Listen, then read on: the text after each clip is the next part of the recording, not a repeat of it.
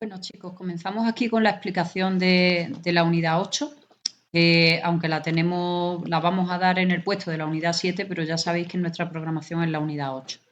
Pues una paz armada para un mundo en descolonización. Estamos hablando del periodo de la Guerra Fría, posterior a la Segunda Guerra Mundial, y también en ese periodo pues, se da el proceso descolonizador de aquellos países que durante finales del 19 y gran parte también del 20 estuvieron colonizando esos países de zonas pues, de África, de India, donde estuvieron ocupando esos territorios y estuvieron explotando aquella zona, ¿vale? Bueno, pues esta imagen ya la vimos al principio, los 3 cursos la habéis visto conmigo, es una imagen que refleja plenamente lo que supuso esta etapa, ¿no? El choque o la confrontación entre Estados Unidos y la URSS y esa, digamos, guerra fría porque entre ellos no estalló ningún conflicto caliente digamos, un enfrentamiento entre ellos dos por sí mismos, pero sí estuvieron enfrentados a lo largo de muchos episodios, otras guerras en terceros países, episodios económicos, episodios de bloqueo y bueno, eso es lo que llamamos Guerra Fría, ¿vale? Si pasamos hacia abajo, esta es la lectura que os recomendé, la lluvia de días que ya hicimos en clase. Aquí tenéis el tráiler de 13 días de la crisis de los misiles. También podéis copiar el enlace y verlo si queréis. Y bueno, en el punto 1 lo que estuvimos viendo o lo que vimos en los grupos que sí que hemos dado este punto, pues que tras la Segunda Guerra Mundial Europa de nuevo está en crisis, ya sabéis, otra vez hay que reconstruir el territorio, las fábricas, infraestructura.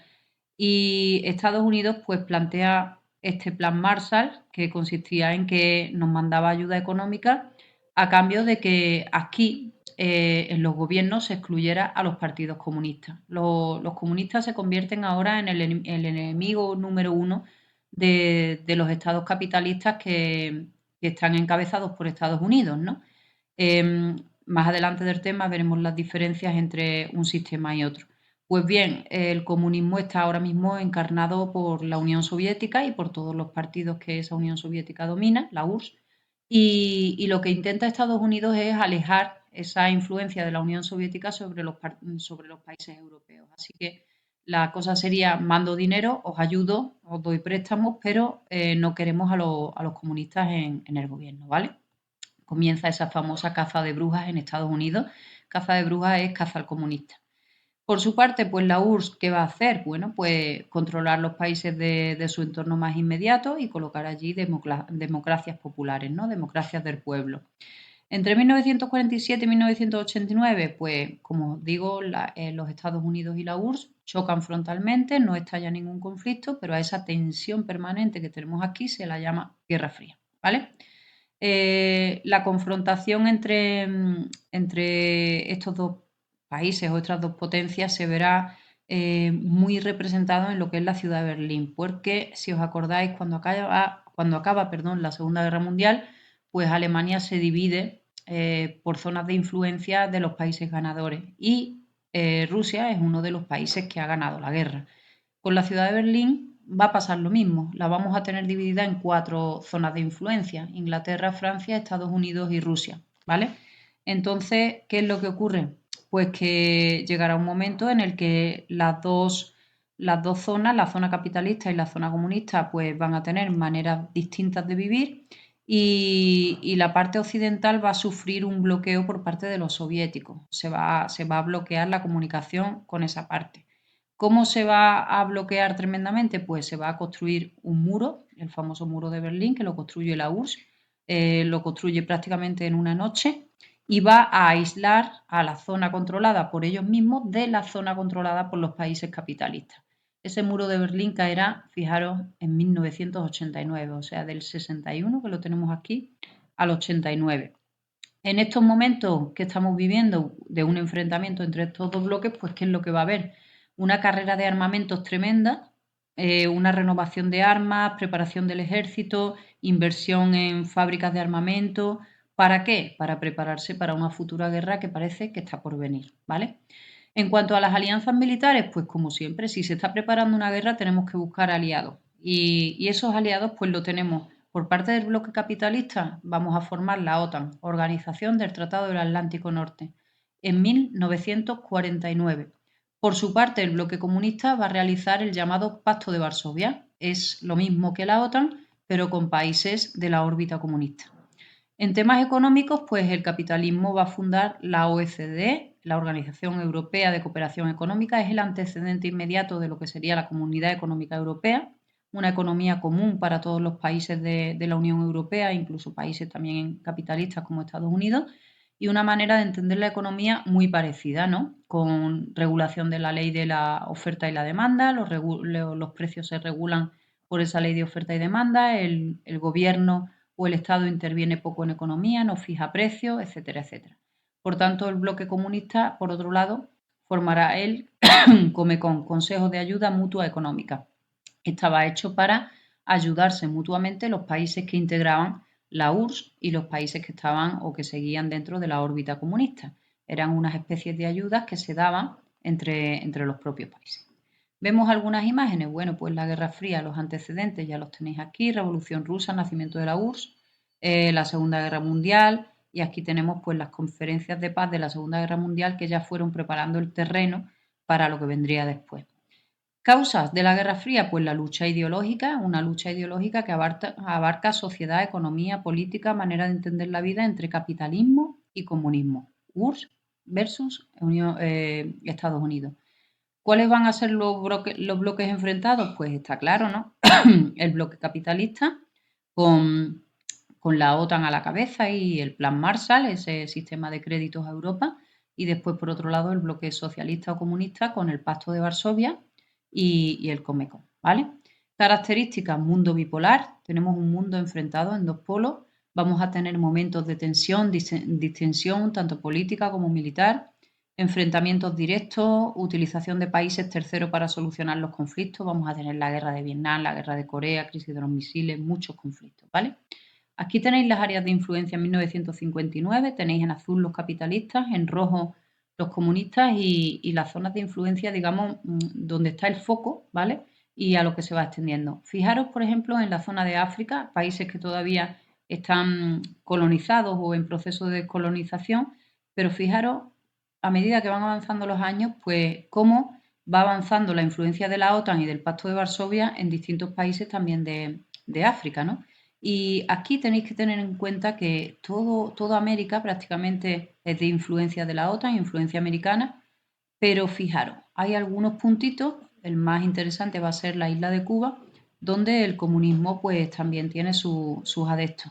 Y ya veremos cómo la crisis de los misiles se va a desarrollar aquí en la isla de Cuba, ¿vale? Aquí tenéis un resumen de las alianzas militares y económicas.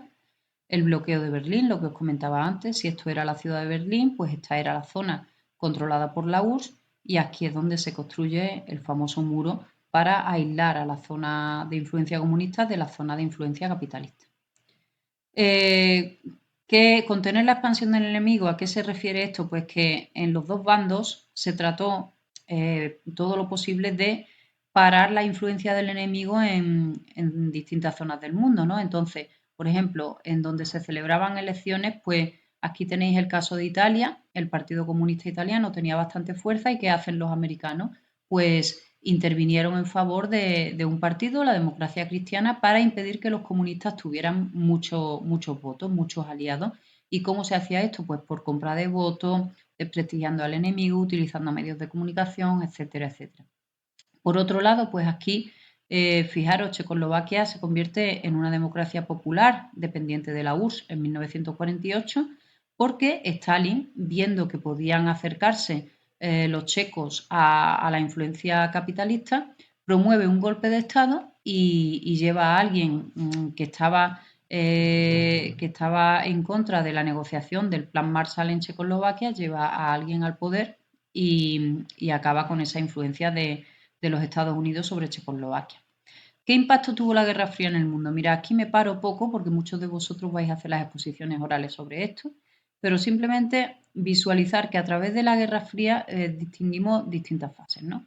La primera, que sería este primer parrafito de aquí, es la fase de confrontación más tremenda, ¿no? Entre Estados Unidos y la URSS. ¿Por qué? Pues porque había miedo al uso de la bomba atómica, ya Estados Unidos la había usado y en 1949 la URSS consigue también su bomba atómica y además se están construyendo, como tenéis aquí, bombas más sofisticadas como la bomba de hidrógeno, misiles de largo alcance y hay mucho pánico entre la población, se construyen refugios, búnkeres, kits de supervivencia porque se está entendiendo ya el conflicto como algo inminente.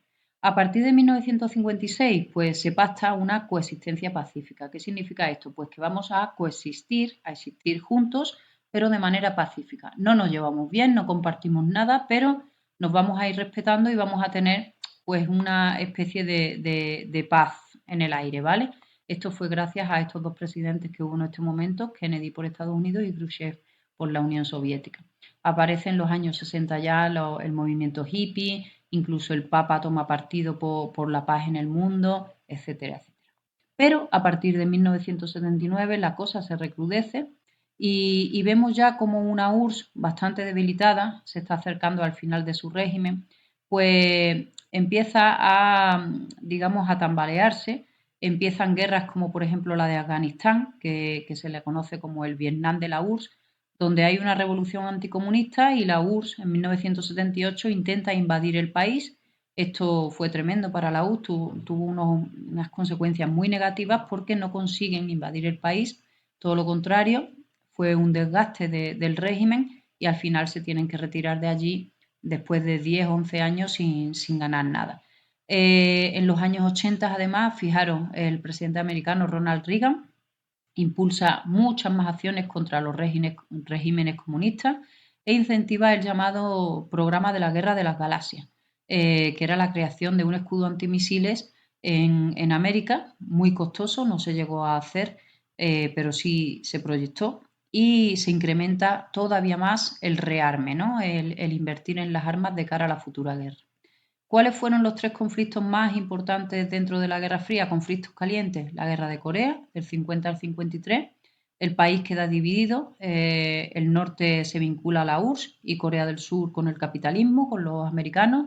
El país se parte en dos. Y bueno, en 1949 se retiran y lo que vamos a tener es un país dividido que hasta hoy sigue igual, ¿vale? Después tendremos la crisis de los misiles en Cuba. ¿Esto por qué ocurre? Bueno, pues porque, como os he dicho antes, Cuba en 1959 ocurre la revolución comunista de Fidel Castro, lo tenéis aquí, y este hecho hace que Estados Unidos vea ese comunismo que se implanta en Cuba como una amenaza. Son aliados de la URSS y lo ven como una amenaza debido a la cercanía que tienen ahí en el Caribe, ¿no? Así que deciden bloquear económicamente la isla, le van a poner barcos alrededor, barcos de guerra para que no entre ni salga ningún producto. ¿Y cómo van a reaccionar los cubanos? Pues van a pedir ayuda a la URSS y la URSS pues va a iniciar la idea de montar misiles de largo alcance en barcos de guerra, mandarlos a Cuba y la idea era colocarlos en la costa de Cuba apuntando a Estados Unidos. Bueno, pues durante unos 13 días, por eso se le conoce la crisis de los 13 días o crisis de los misiles, los presidentes de un lado y de otro, Kennedy y Khrushchev, van a estar negociando y al final pues los barcos rusos se retirarán y el bloqueo económico de los americanos también se retirará sin que llegue la sangre al río. La guerra de Vietnam, pues era una antigua colonia francesa. Cuando los franceses se retiran, tenemos una división de la población. Hay zonas donde la influencia comunista es mayor y hay zonas, por ejemplo, del sur, donde la capitalista tiene más adeptos, ¿no?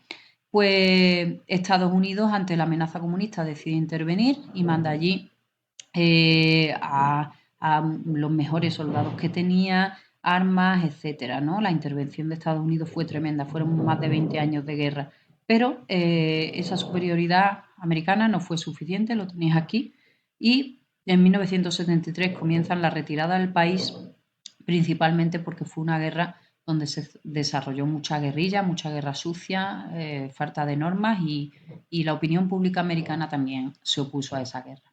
Aquí tenéis imágenes que ilustran, ¿veis? La guerra de Vietnam, Corea, Cuba, Kennedy, Khrushchev. Esto es el bloqueo económico que se le hace a Cuba y aquí es donde irían los misiles. La guerra de Vietnam, ahí tenéis un mapa. Manifestaciones pacifistas, otra vez la guerra de Vietnam.